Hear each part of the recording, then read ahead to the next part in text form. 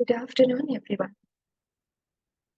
I cordially welcome you all for the fifth lecture of the short course on cultural linkages towards an Asian ideology 2023-24. Today, our focus is on the theme building an Asian community, political issues, and challenges. Our schedule for today is as follows. We have a 45-minute lecture planned, followed by a brief 5-minute break.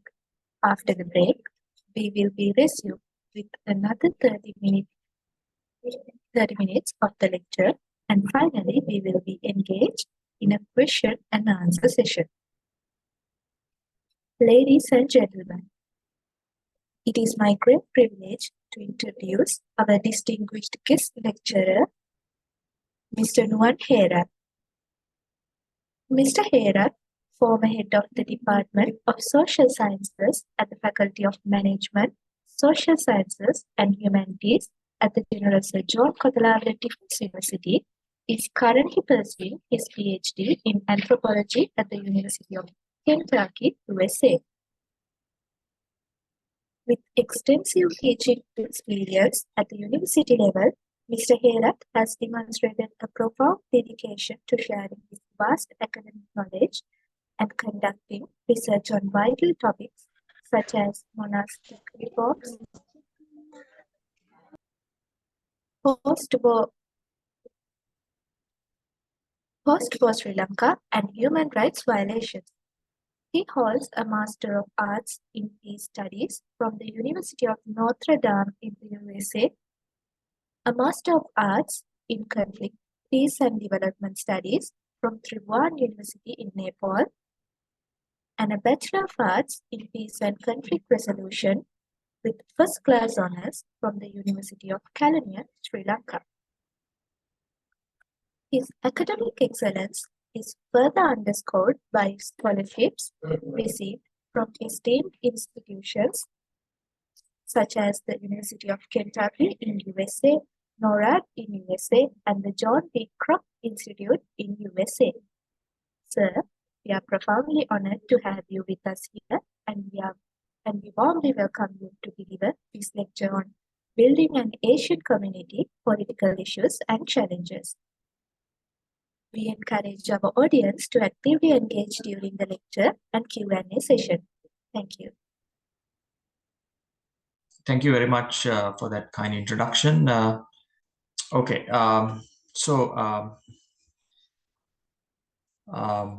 We can start the session. Good afternoon, everyone, once again. Today's topic that I will be discussing with you is building an Asian community, political issues and challenges. So when it comes to political issues and challenges, most of the time we discuss about dividers rather than connectors, because we are talking about issues that sort of set apart people, cultures and societies, right? So today's discussion will be instead of talking more about building cultural linkages, we'll be talking about what are the issues that sort of prevent building such cultural linkages, right? So one of the main hindrances to sort of building those cultural linkages is political issues. So Asia is a vast geographical region. So when we say Asia, on one hand, we can understand Asia sort of geographically, and also we can understand Asia as politically. For example, if we think about regions like Middle East, there are sort of doubts whether Middle East is politically part of Asia. In fact, it's a geographically part of Asia. So anyway, there are a lot of complexities with political divisions, or how politically we define Asia as a sort of a one category or sort of a one region. So having said that, when we think about building an Asian community, what I mean by building an Asian community is actually building healthy relationships among people and nation states. So when we talk about cultural relationships or cultural linkages, it's very important building healthy relationships. So there can be several cultural linkages that help us towards this goal, building healthy relationships. So there are so many commonalities as Asians we have, such as religion, language, uh, ethnic identities, uh, business, tourism, particularly. And we have sometimes in certain places we have some sense of regionalism. For example, if you think about South Asianness, right? And we have common values because of the historical similarities certain cultural groups have over the years and similar ways of lives. So all these things are actually connectors that connect people together. But we also need to acknowledge the fact that these connectors are also ambivalent. That means there is this ambivalent nature of these connectors. If we think about,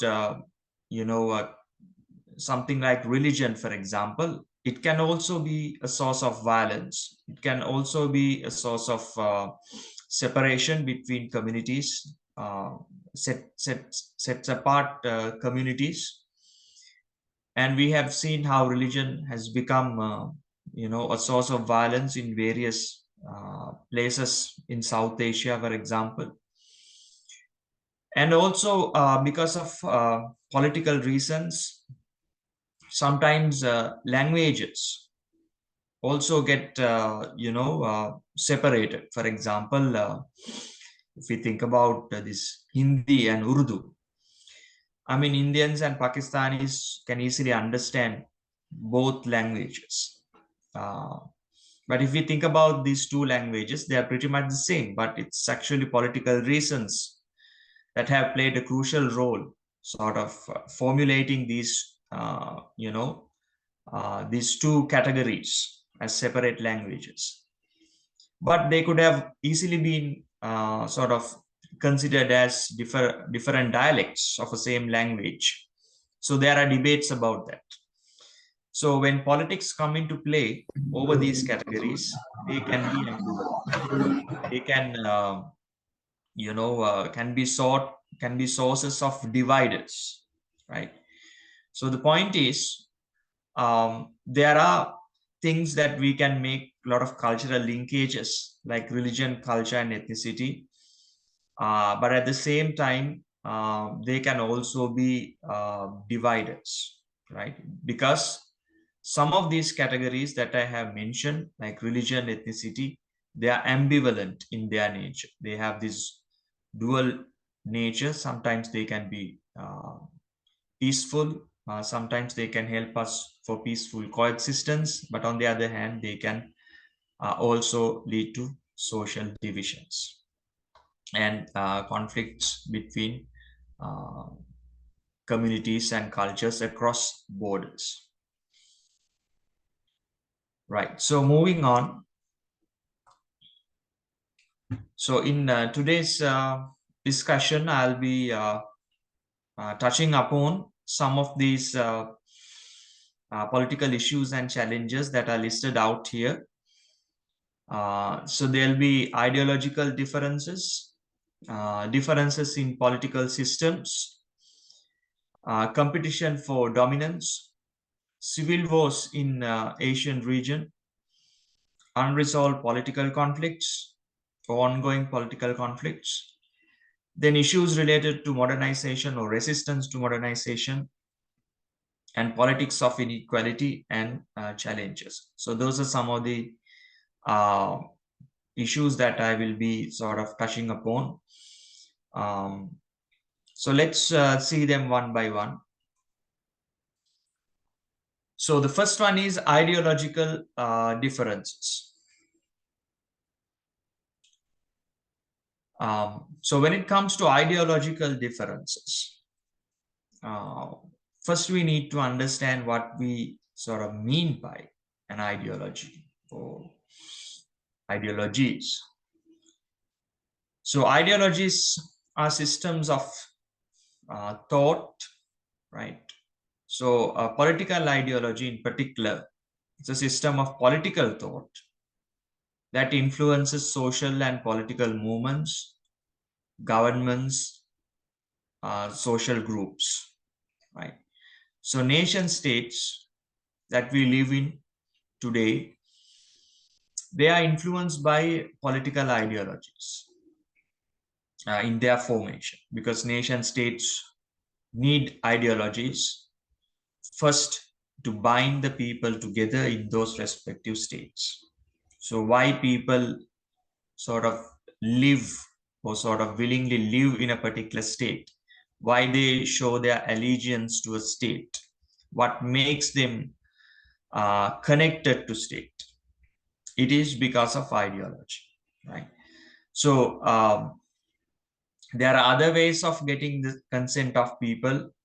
States use, if you think about from a Marxist perspective, states use various sort of coercive measures, physical force, physical control over territories. But above that, there is this ideological control. So states operate on in an ideological dimension. So if you have studied a little bit of political science, you must have studied some of the basic elements of a state, like territory, population, sovereignty, and government. But these are co-elements. But we also need to admit the fact that there is this an ideological dimension for state, right? Um, Particularly when it comes to controlling its people and getting the consent of its people. So states have different ideological orientations. For example, some states are uh, pretty much communist or Marxist in their ideologies. Some states are liberal, more liberal, and into sort of liberal democratic values, right? So different ideological orientations can be seen in different states. So from left to far right, there are variations of Marxist, Leninist, Maoist, liberal, Islamist, like religious based ideologies, and strong nationalist ideologies have dominated nation states in Asia. And there are states with contrasting ideologies that exist in proximity to each other. So it's not like, let's say, Western Europe or North America. There are states that exist in close to each other, but have different ideological orientations. So these overarching political ideologies influence various things. They can influence the way the states make their policy making, the attitude of the public, because people live within the borders. So they are influenced by the state ideologies. Their lives are shaped by the state ideologies. Their thinking is shaped by the state ideologies. And also, these ideologies affect the external relations of the individual states. So when governments take decisions, what kind of an ideological orientation that particular state has influence their external or foreign relations. So the challenge is how Asian states sort of transcend, or is there any possibility at all sort of to build cultural linkages beyond these ideological orientations? So the question is, how do Asians transcend ideological differences beneath their social and political governance structures? So that's that is challenging. And so if you see this particular map, um, you can see how states can be classified according to their ideological differences. This is actually this is a map of 2020, as of 2020. So you can see how ideologically diverse these states in Asia, right? So some states are, into more leftist ideas like Marxist, Leninist, Maoist ideas, and some are into sort of right-wing nationalist ideas, liberal ideas. Some do not have clear ideology, this gray color. And in some states, even political parties are legalized, right? So this map is quite, diverse in different colors, right? So which shows the difference in ideological orientations in states. So the challenge is, the political challenge is, how do we build cultural linkages, and how do you think about building cultural linkages beyond these ideological orientations that these states have? Because people's lives are being shaped by these ideological orientations that states have. For example, think about South Asian region. You can see there is this diversity. India, Pakistan, right? There are differences in their ideological orientations. Right. So moving on. So the next political challenge is differences in systems of government. So ideological differences influence, sort of including other factors, can influence sort of creating different systems of government, right? They affect the formation of political systems, right? So Asia contains various political systems that characterize the nature of its nation states. So if we categorize different systems of government in Asia, we can find a lot of diversity, right? It's unlike Western Europe. Most of the countries are liberal democracies, but in Asia, it's not like that. So there are democratic countries like South Korea, Japan, and Taiwan. And some of these countries, in fact, fall into, more than one category. You can see when you see this list, right? Japan is also a democracy as well as a constitutional monarchy, right? So democracies are there, then autocracies or dictatorships are there. That means one particular regime controls, one particular ruler or ruling family controls some of the nation states, like North Korea. There are military regimes. State control is taken by the military, like in the case of Myanmar. Myanmar has for a long period, it has been under the influence of military control, despite there has been time to time sort of, changes in their governance structure, like emergence of democracies, but time to time the military takes over the control of the state. And then there are constitutional monarchies, where constitutionally there is a monarchy, but democracy is practiced. So constitutional head of the state is a monarch or the king. So like Bhutan and also in Japan. And There are absolute monarchies as well. That means the monarch has the absolute power, like countries such as Oman, Saudi Arabia, and Brunei, and one-party rule also, right? China, for example, the Communist Party of China, that controls the Chinese state for a long period of time. There is sort of no room for multi-party democracy. So you see there are different systems of government. In fact, these governments sort of have relationships. It's not to say that, they are sort of not having relationships, uh, but there are limitations, right? For example, if you think about a place like North Korea, uh, it has very limited relationships with democracies, right? So systems of government is um, also, when it comes to system of government, the Asia is pretty much diverse, right?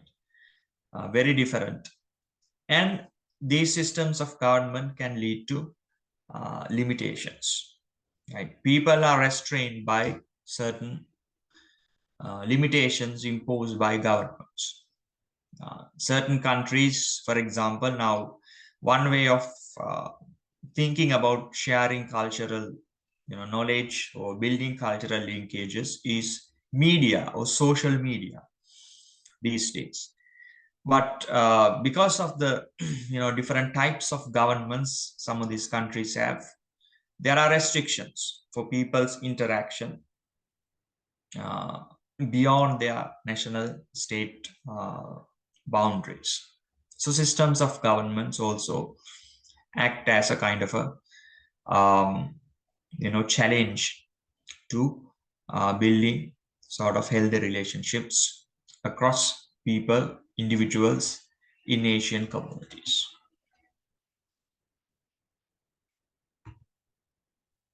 Right. So moving on. So different systems of government shape the political culture of the respective state and vice versa. So stark differences can hinder the cooperation between states and communities. So if you think about a dictatorship and liberal democracy, um, because of the fundamental differences between governance in those countries, they can restrict a lot of cultural exchange. If you think about North Korea and South Korea, or North Korea and Japan, um, there is hardly sort of any linkages. So even though there are solid cultural linkages, these differences can set communities apart from cooperating and maintaining close relationships. So North Koreans and South Koreans, they used to be relatives. Still there are relatives in both countries, but hardly any relationship. So there are fundamental differences ideologically as well as when it comes to the system of government in those two countries. All right.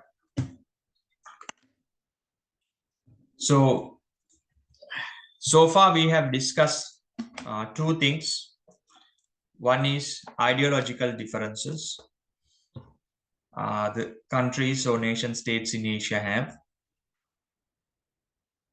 Based on that, there are different systems of government in Asian countries. They are very diverse. And the other political challenge I want to discuss is that there is this competition for dominance. Right? So Asia is also sort of home for some of the powerful countries in the world or emerging powers in the world. So obviously there is this power rivalry in Asia or struggle for dominance in Asia. So unlike other regions, Asia is also experiencing a competition of superpowers for regional and global dominance.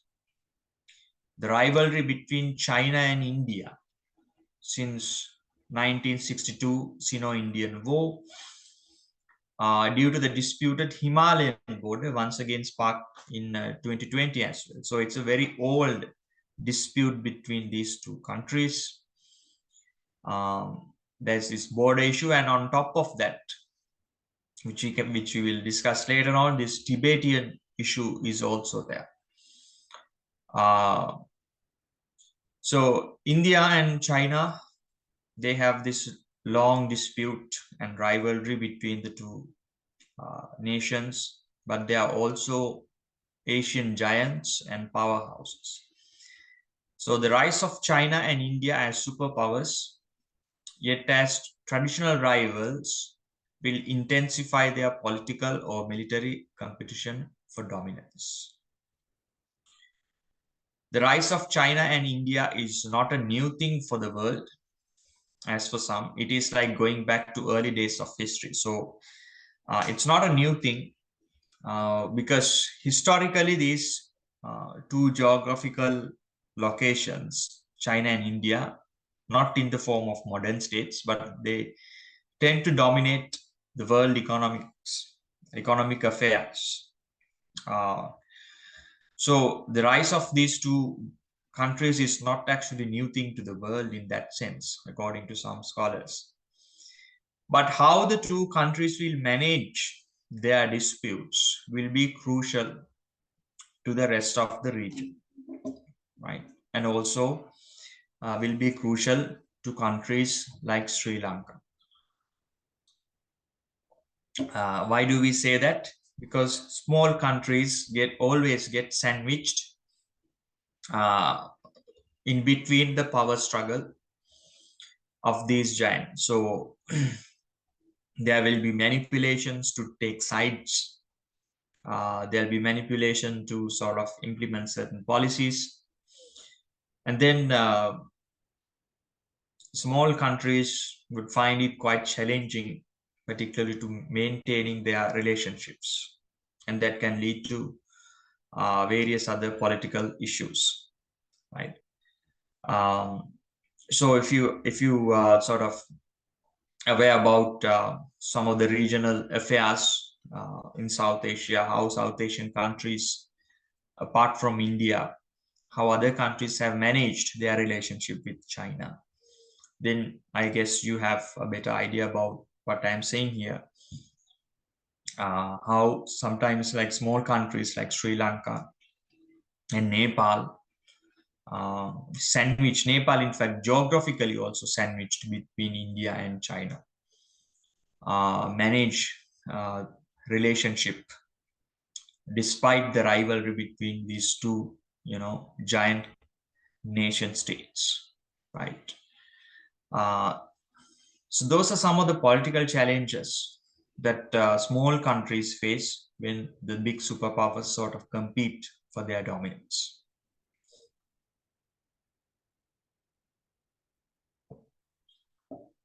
And the next challenging aspect in most of the Asian countries they have is their internal wars, complex emergencies that these countries have. So Asia is entangled with political instability, weak governance, and Western interventions in countries with civil wars. So civil wars are internal conflicts, right? And some of them are in fact internationalized internal conflicts. So I have listed out some of the civil wars that have been there in Asia for a long period of time. So Myanmar's internal conflict, the Rohingya problem, Indonesia's Papua conflict, separatist movements in Philippines, like conflict in Mindanao. Some of them are in fact now not that highly intensive civil wars. The violence luckily has receded for a great extent.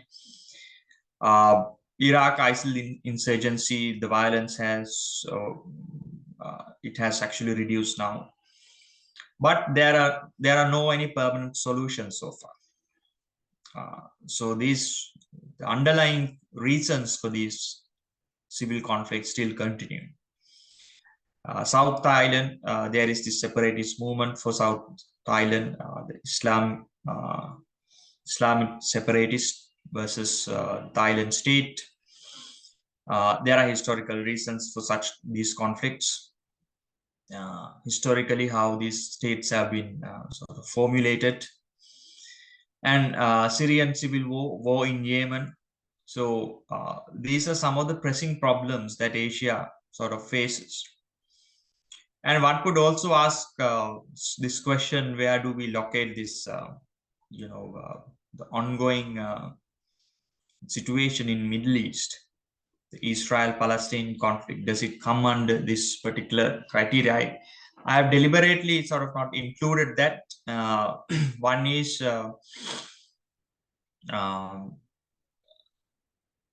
whether sort of we can consider that particular region as Asia is also problematic. Some say it's, even though it's geographically Asia, but politically not Asia, as I mentioned in the beginning, because the way we perceive Asia politically and geographically quite different, right?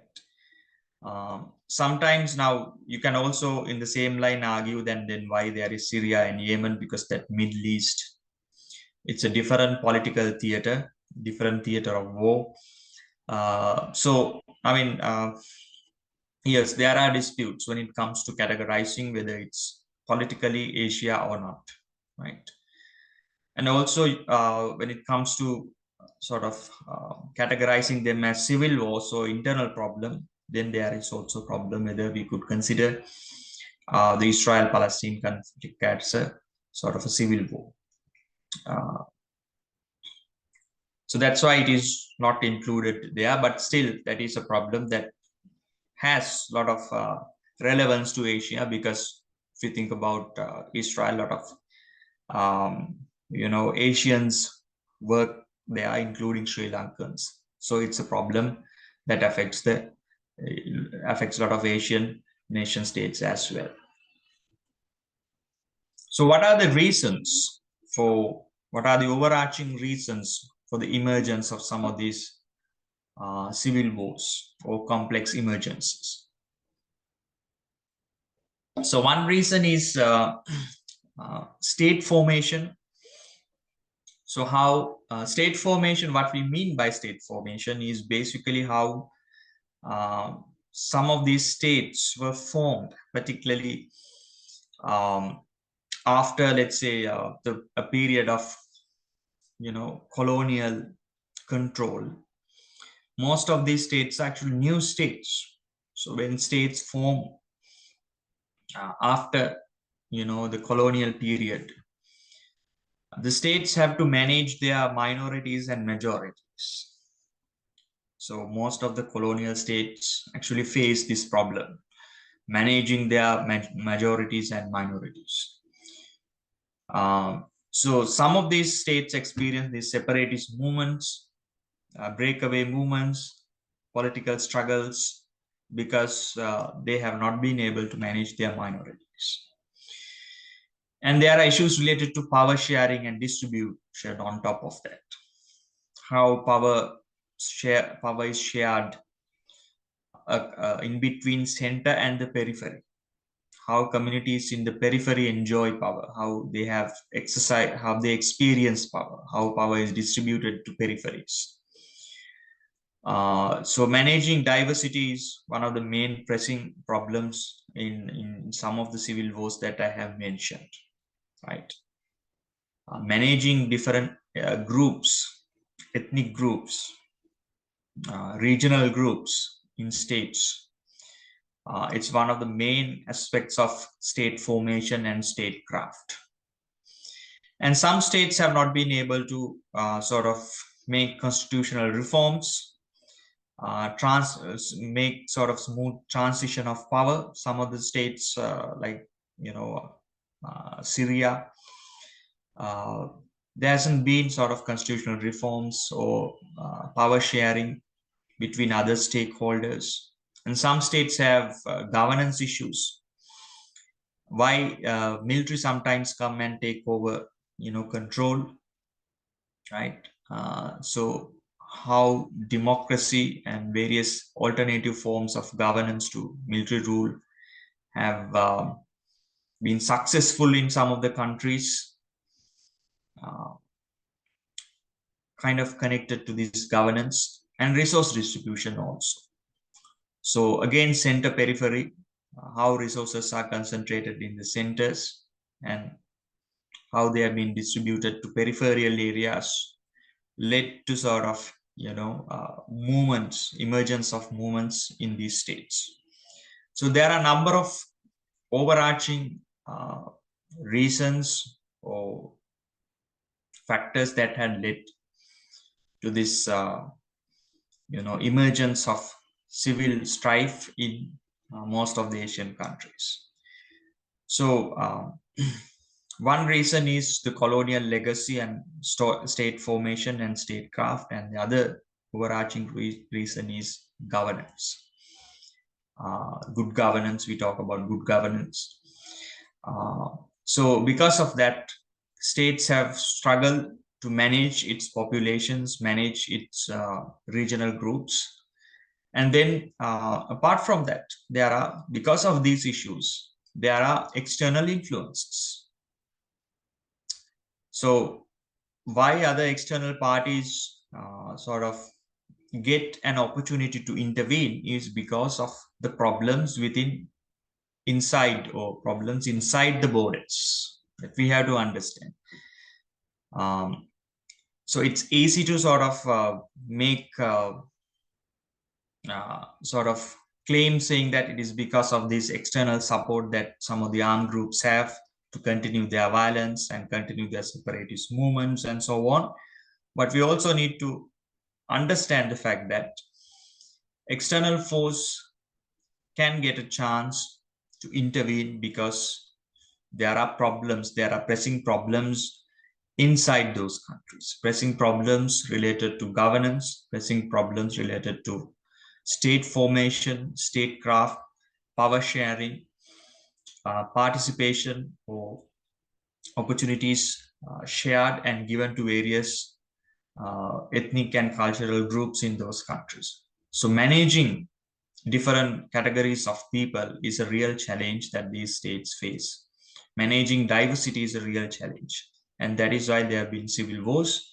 And so when there are sort of internal issues, then external parties can also sneak in and manipulate the situations. Right. So let's resume the session then. So just to do a kind of a recap of what we have discussed so far.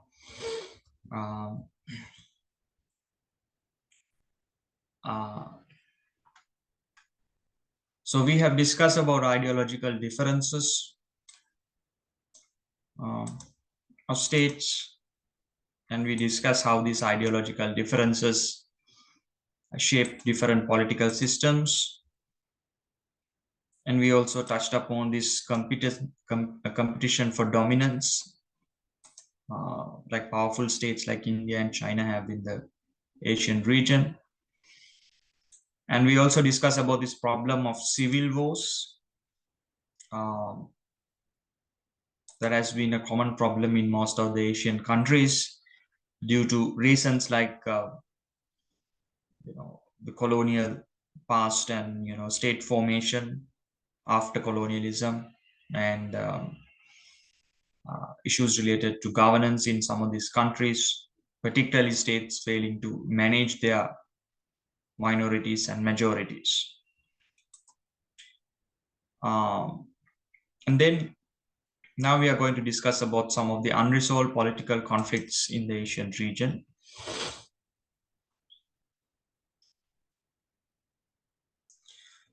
So here I have listed out some of them.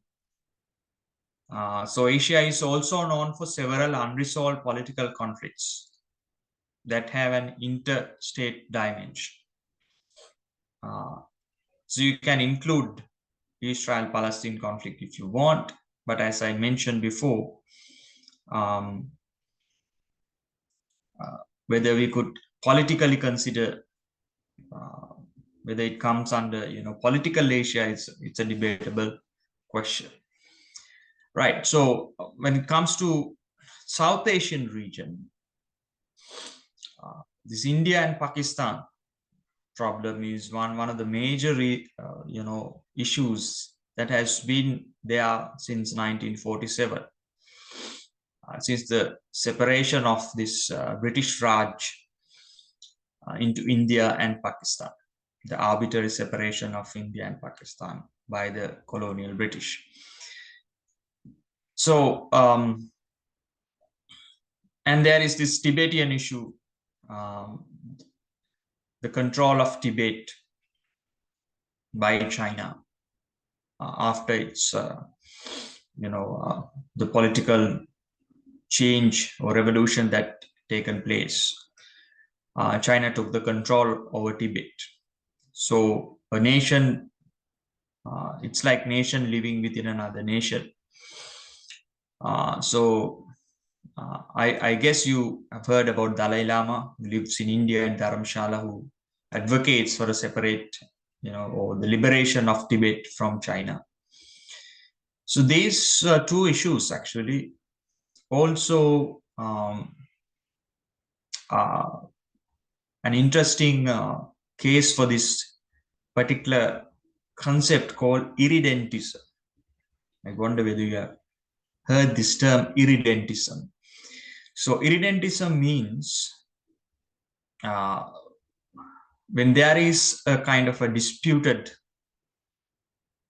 territory, and when there are contested claims for that particular disputed territory by two different nations, right? So Indian Kashmir is a disputed territory like that.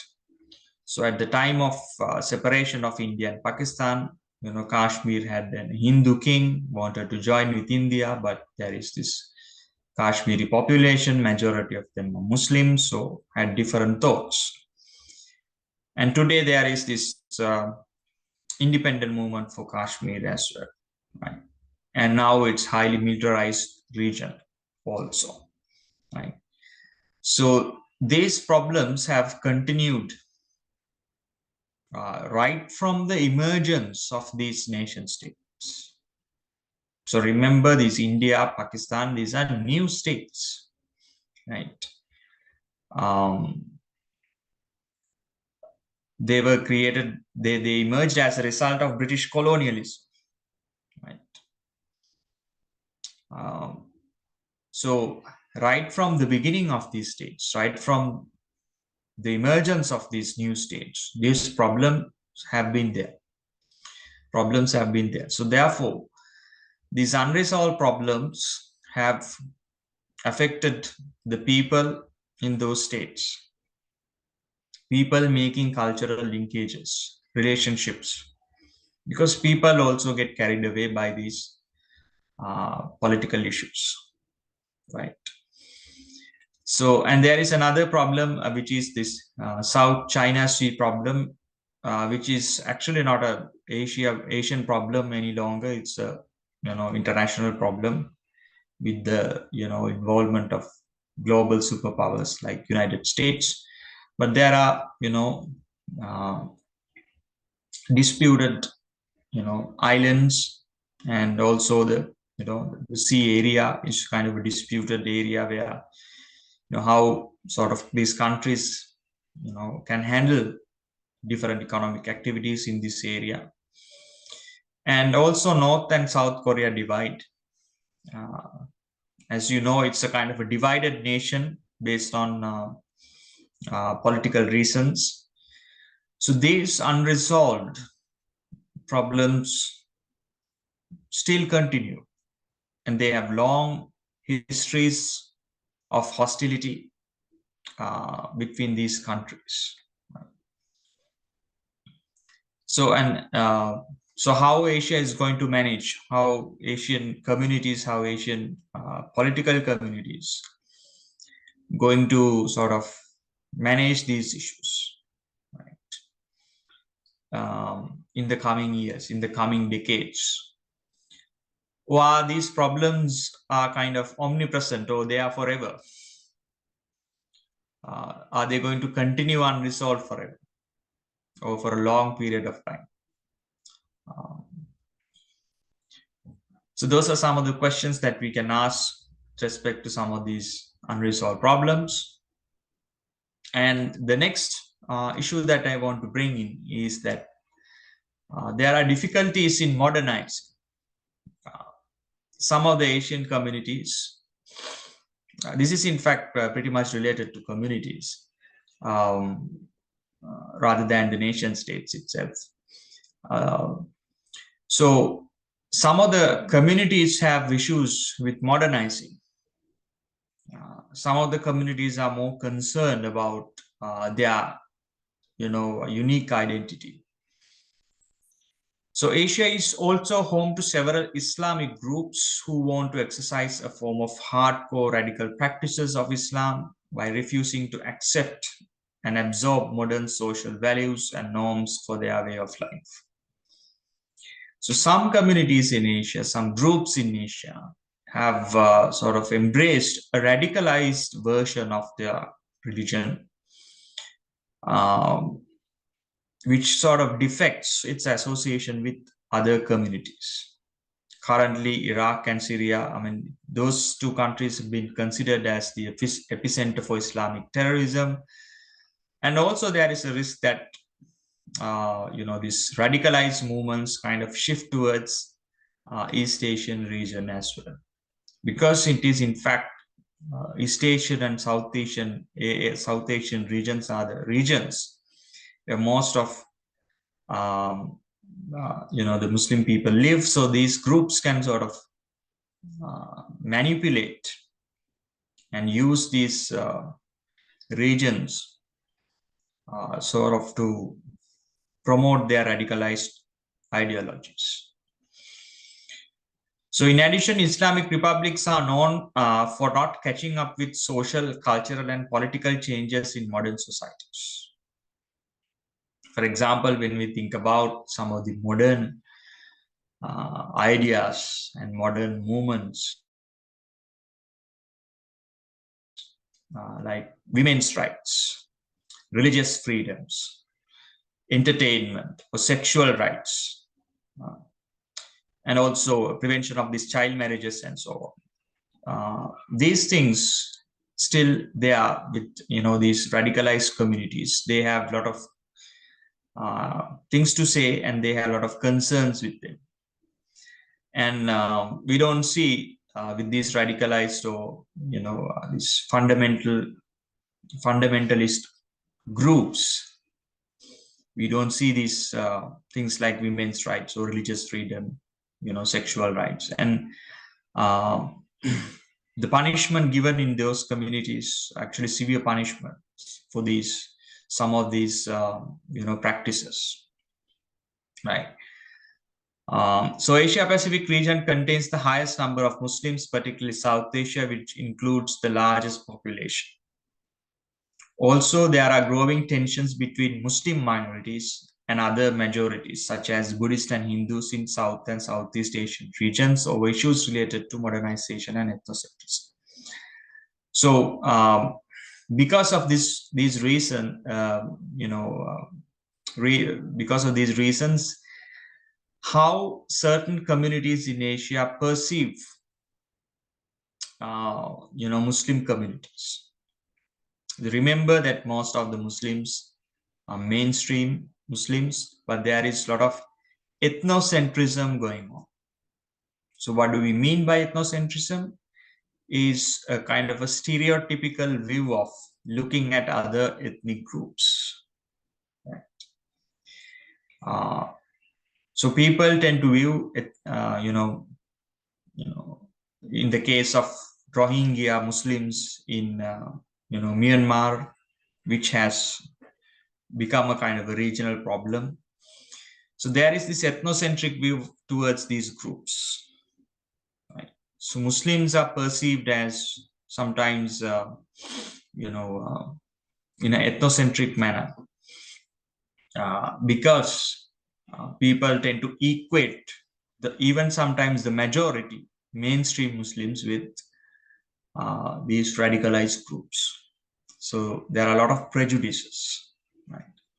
But we also need to admit the fact that some of the groups have embraced these radicalized, hardcore, fundamentalist ideas. And there are difficulties with respect to sort of modernizing these groups, sort of bringing them into sort of modern terms, accepting some of the modern terms has been a challenge. And unless these modern terms have been accepted, it's quite difficult for us to think about cultural linkages.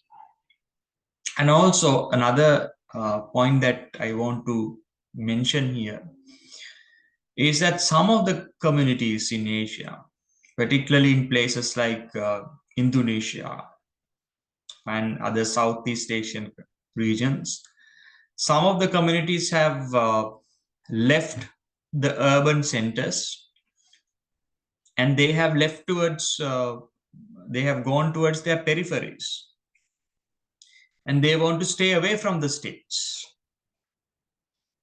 There is this interesting book by James Scott, a Yale University scholar, called Art of Not Being Governed.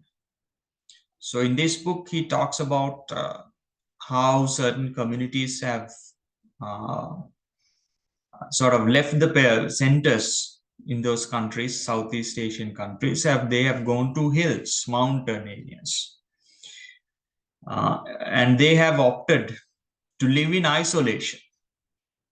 Why? States have become a burden for them. They want to preserve their cultural identity. States have this, effect of sort of,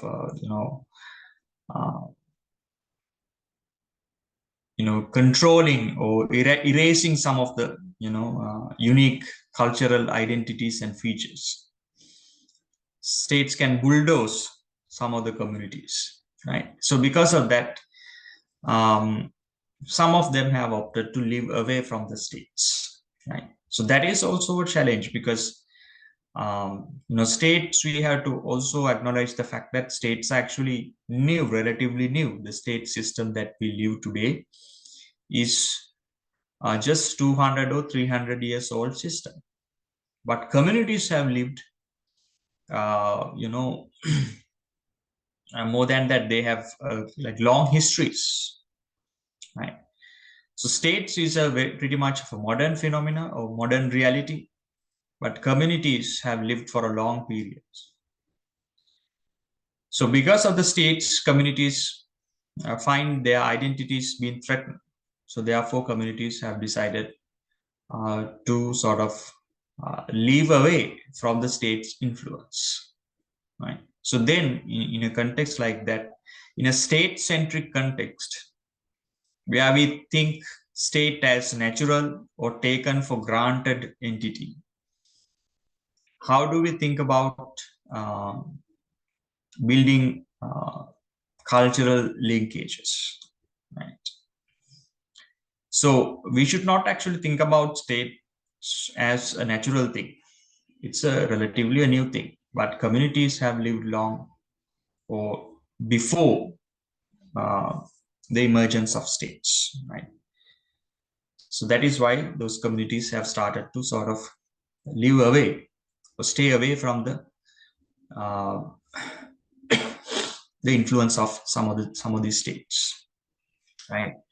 So therefore, there are difficulties in making associations, difficulties in bringing these communities together, right? Difficulties related to modernizing, and also difficulties related to bringing these communities under the purview of states sometimes, right? And in that actually not necessary, but how can we think of building relationships beyond these state structures? And we are pretty much locked into states, right? That's one of the main problems, right? And the next problem I want to highlight is there is this growing uh, political economic inequality in Asian societies. So Asia is also experiencing a rise in income distribution and resource inequality, especially in places like India. Part of this is connected to neoliberal economic agenda of governments that favor the interest of big businesses rather than ordinary citizens. Right. So here is the point. Now, some of these nation states, in fact, nowadays, most of them are neoliberal states. So what do we mean by neoliberal states? Basically, states or the political elite or the governments are in an alliance with the big businesses, right? So unlike in social democratic systems where the governments and people having an alliance, the social alliance is between businesses, so big businesses and governments. So decisions are taken in the interest of big businesses. There is this belief that when big businesses flourish, there will be a trickle down economic effect, and that can help boosting the economies. So people elect governments, but governments work in favor of big businesses. That is what we call a kind of a neoliberal political economic system of governance in a nutshell, right? So what happens is that when governments take decisions in the interest of big businesses, making structures, making policies in the interest of big businesses, allocating natural resources in the interest of big businesses, people, cultural groups, indigenous groups, people, those who live in peripheries, get marginalized and they find issues. They encounter issues with respect to their subsistence. They encounter issues with respect to their survival.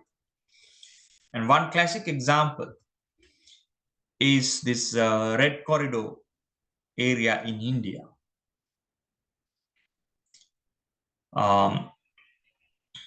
So neoliberal governmentality along with other social discriminations such as casteism have led to the emergence of politics of inequality in the form of social movements and civil unrest in places like Red Corridor. So I believe that you have heard about this Naxalite movement in India. So in this region called Red Corridor, there have been a lot of land grabbing by the Indian state in favor of big businesses for various development projects. So what happened was the traditionally owned land by the Adivasis, the locals, been encroached for various big businesses in the name of economic development. So as a result of that, these communities have faced existential threats. They have fought for their own subsistence. They have sort of struggled to maintain their traditional agricultural ways of life, and they have been pushed further towards peripheries, and some of these communities have lost most of their traditional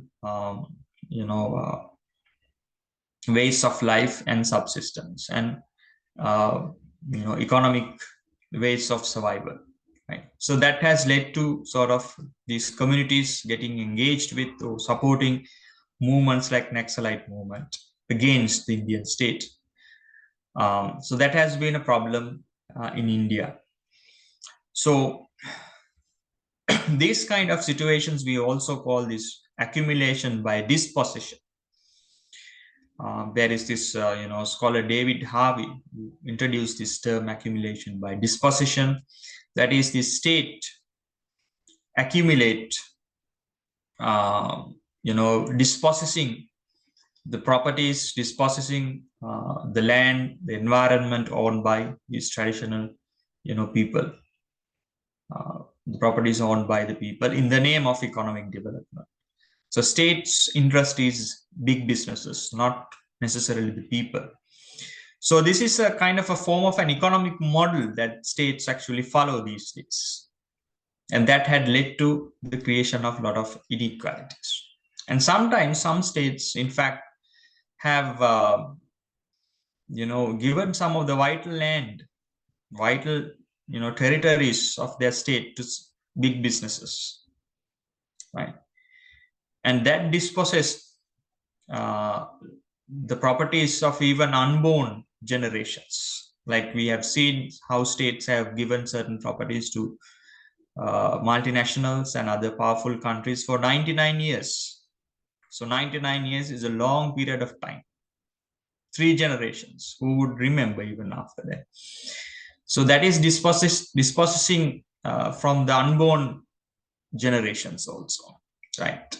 So that is the economic model that most of the states are following these days, what we call the neoliberal economic model, right? And these, practices have led to sort of generation of inequality and further marginalization of, Adivasis or indigenous populations in various countries. Right. So overcoming some of these long-standing and unresolved political debacles is essential for building a peaceful Asia. Right. So Asia is in fact facing a lot of pressing problems. Right. Asia is, however, we also need to understand, is not a place for much political homogenization. We cannot homogenize Asia. It's a diverse place, right?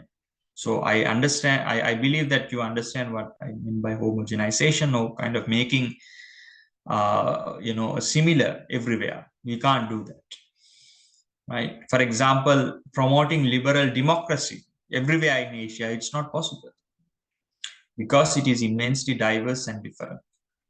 Also, Asianness should not be mistaken as an essentialist idea, where there is a reified essential category called Asia. So Asia is diverse. We should not see this Asianness as a kind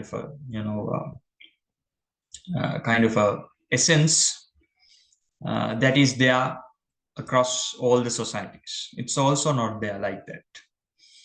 The term Asia should be approached from a syncretist perspective, while being open to other cultural and political categories such as Europe or the West.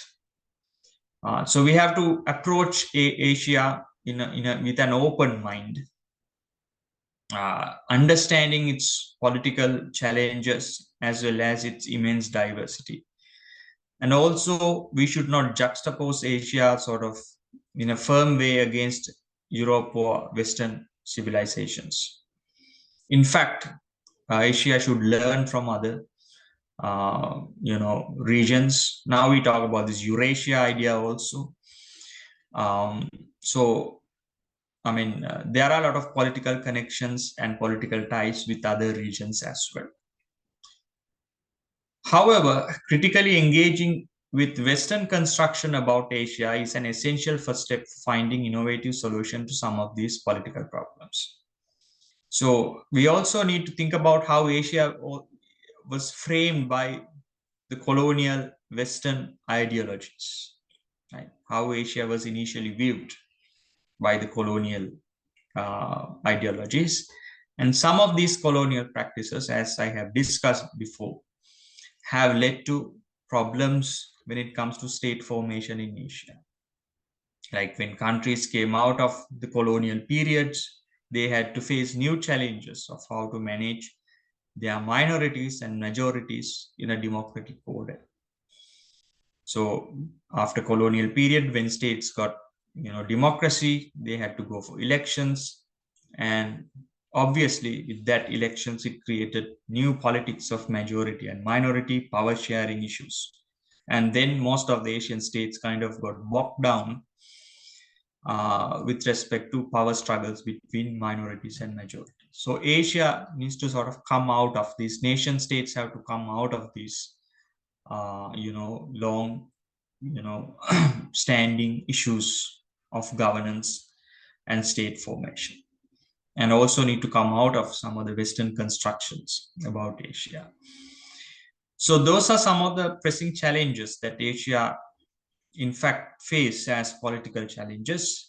And I believe there are so many political challenges we can sort of think about, but in the interest of time, so those are uh, the political challenges I thought that I might sort of introduce to you, sort of to think about,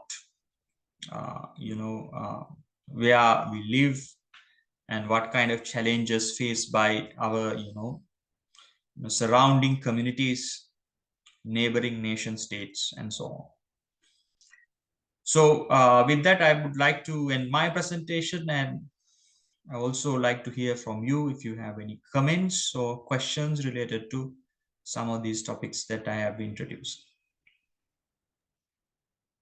Thank you, sir. Students, if you have any question, this is the time to ask.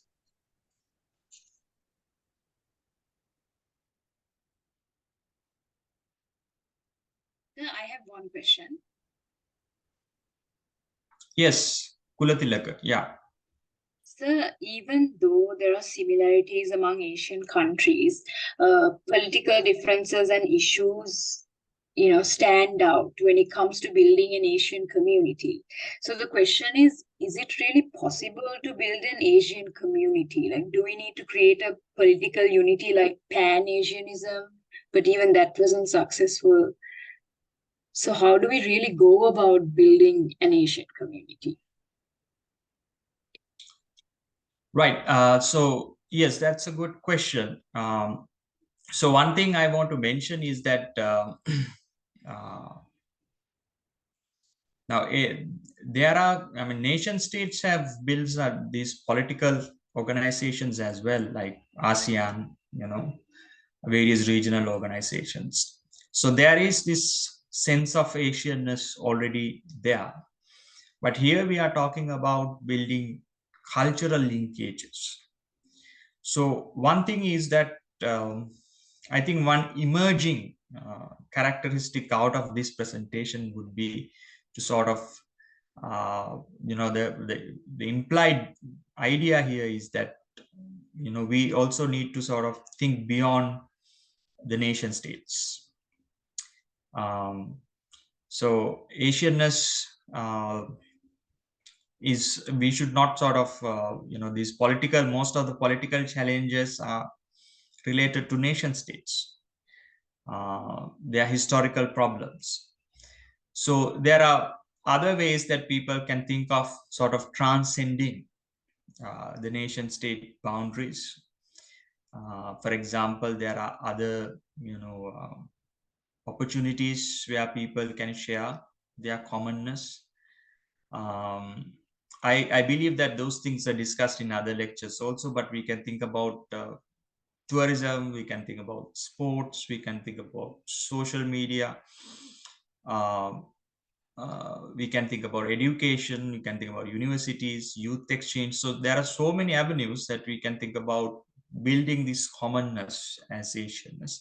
But also we need to understand the fact that Asianness is not a kind of a reified category. We should not take it as an essentialist idea. In fact, we should be people of Asia, share also in similar fashion. They share a lot of ties with other regions like Europe or Africa. But in a quest for sort of building an Asianness, I think there are so many avenues that people can think beyond the nation states. Nation states, in fact, have restrained a lot of opportunities for people to, share their cultural linkages. So then we need to explore other opportunities, other avenues of doing sort of cultural exchange, I guess. I hope it answered your question. Yes, sir.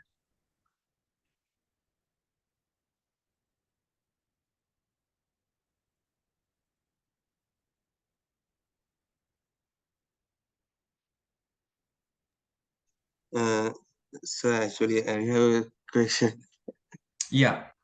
First of all, thank you for your wonderful presentation, sir. As a scholar in peace and conflict resolution, what is your opinion about Israel and Palestine war? Who is right? Who is wrong? How can prevent it? And why United Nations are not intervening? That is my question, sir. What is your opinion about it? Well, that's a difficult question to answer. I hope that you have listened to many,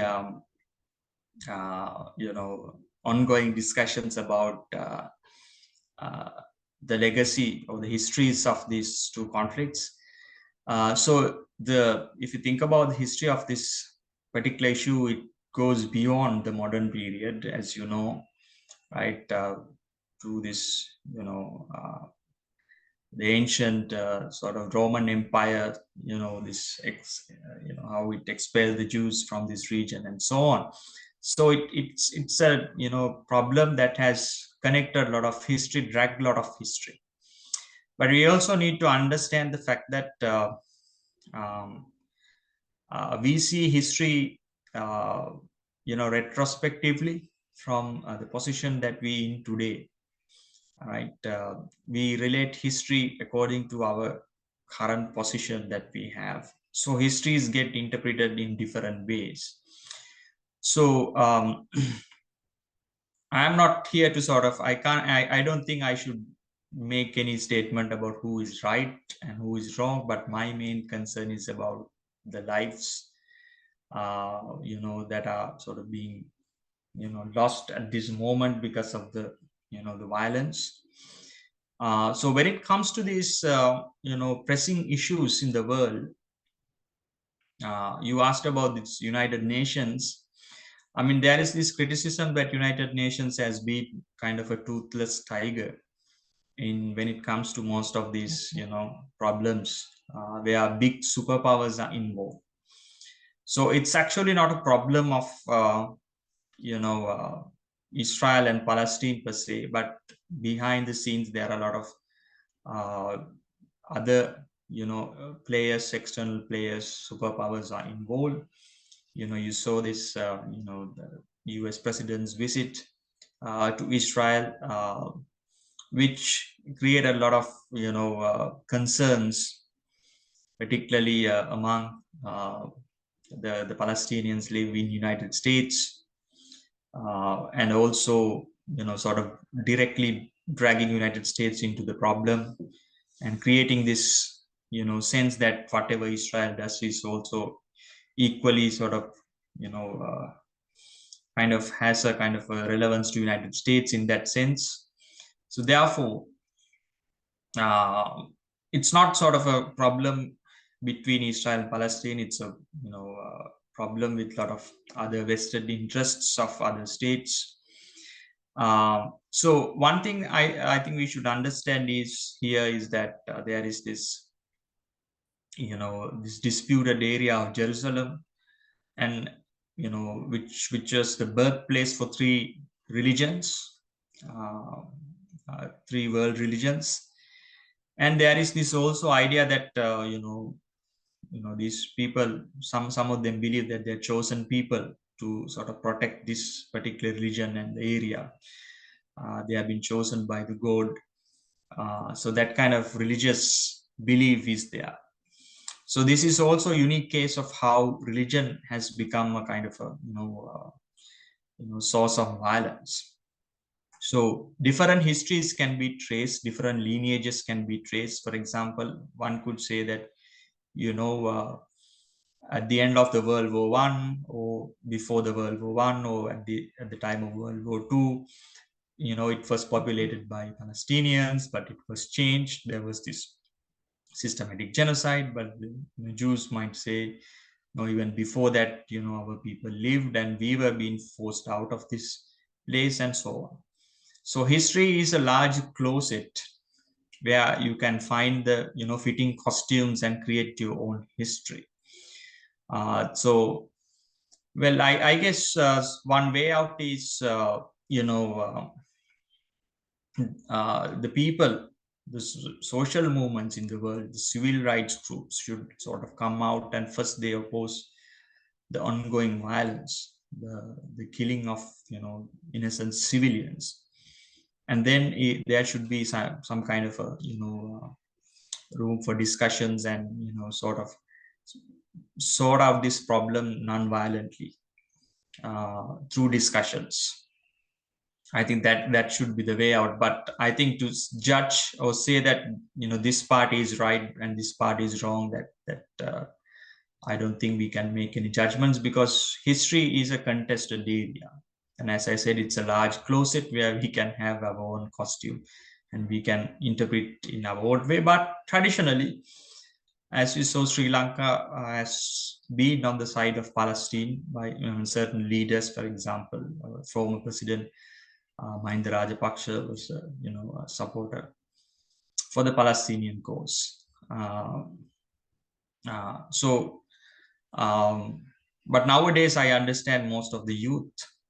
When I went through this, some of the comments in YouTube videos, I saw that most of the youth in Sri Lanka sort of favor Israel, and a lot of comments in favor of Israel, which is, I think, kind of a new development also. And it's interesting to investigate why they support sort of Israel instead of Palestine also. I hope I gave a kind of a reasonable answer to your question. Yes, sir. Thank you, sir. Yeah. Students, if you have any question, please ask. Sir, I have a question. So Yeah. you mentioned that there is a diversity when it comes to political landscape in Asia. So what ways can we critically engage with like Western perceptions of Asia to find like innovate solution for long-standing political challenges in the region? All right. So one point I wanted to make was there are sort of Western interpretations about Asia. I think I didn't discuss that much, but Western gaze on Asia is also a problem. And the other problem is how Westerners, particularly the colonial West, created problems. Like, for example, if you think about the separation of, India and Pakistan, it was totally an arbitrary separation. Like, part of Pakistan was in the other side of India. So Bangladesh once was a part of Pakistan. So arbitrarily, these nation states were created, sometimes not necessarily taking into consideration the historical, developments. And also after this creation of these states, these, colonial Western countries wanted these states to become democratic. So when democracy was in place, it created new minorities and majorities and led to identity politics. And that is when most of these states got trapped into this ethnopolitical identity politics. And that is what we saw as civil wars in most of the countries. This is not a unique problem to Asia. It is a problem to African countries. I hope that you have seen this African map. Sometimes some of the borders are like strict lines, which means that they are like arbitrarily drawn by these colonial, the masters.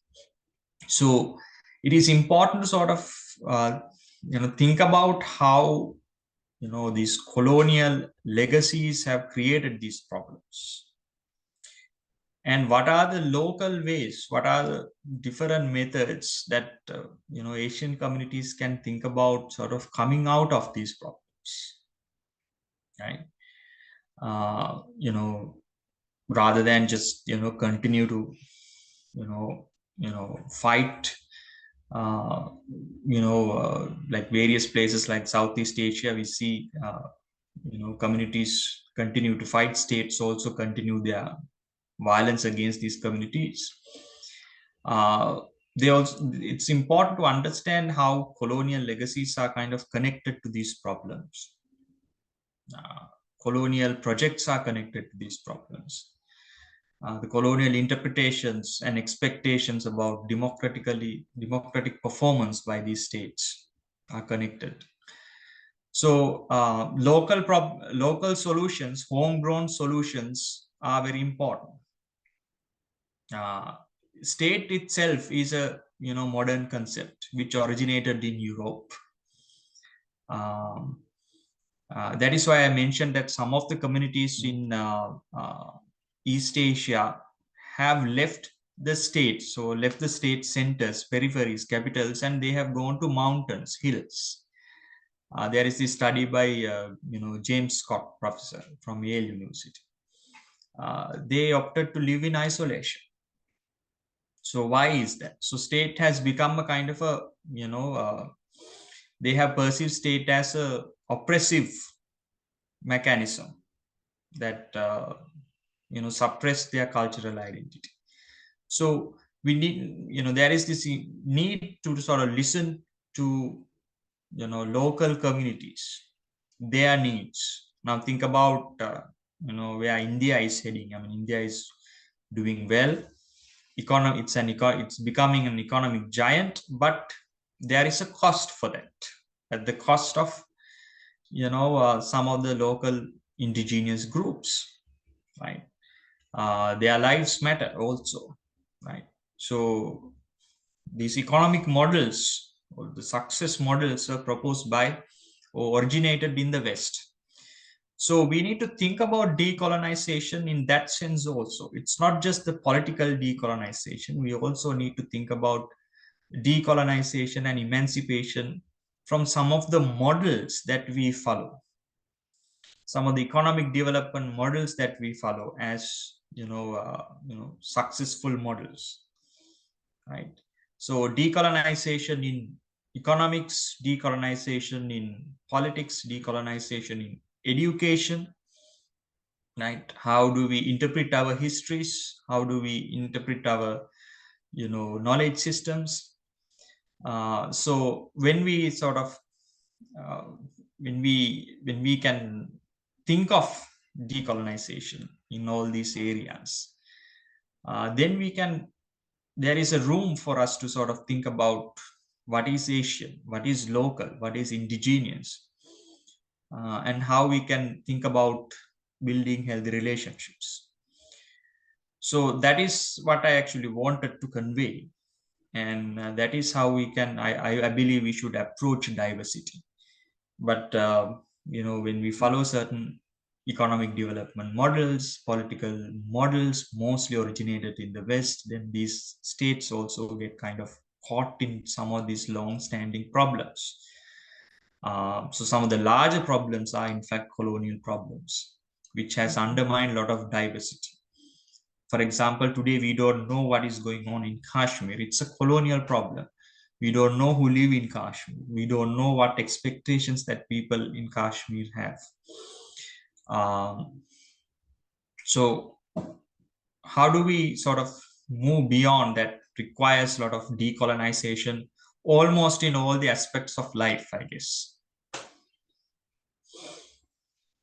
I wonder whether it answered your question. It did, sir. Thank you so much. Thank you, students. Do you have any questions? We can give a chance for one more student.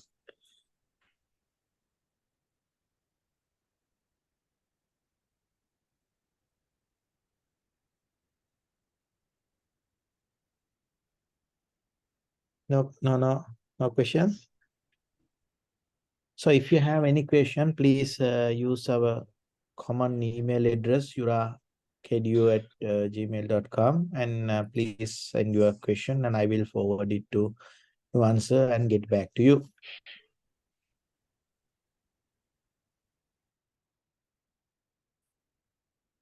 All right. So thank you very much for those wonderful questions. And I also want to thank Dr. Hemantha Premaratne for inviting me to conduct this lecture, and also for Kasun Sabumahotti for coordinating this. So thank you all. Thank you very much for your participation, attention, and for those wonderful questions.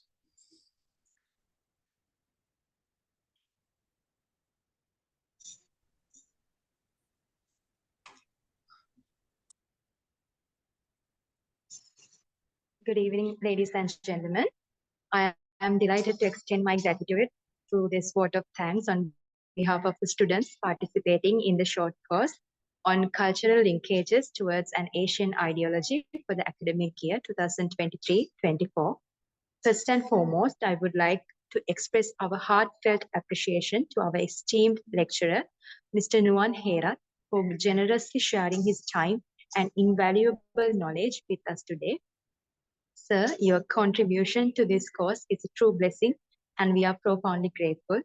I would also like to extend our thanks to Dr. Hemantha Premaratne and the team of the staff at the Department of Social Sciences of KDU who worked together to bring these enlightening lectures together. Last but certainly not least, I extend our appreciation to all the participants from university who joined us for this event. Your active engagement has not only made this lecture a resounding success, but has also provided you with valuable insights into the topic of building an Asian community, political issues and challenges. In conclusion, I wish to express our deep gratitude to Mr. Nuwan Herath for his unwavering commitment, as this marks his fourth consecutive year contributing to our course. Sir, it is a distinct honor to have you amongst us, and we deeply appreciate the time and effort you have invested in enriching our educational experience.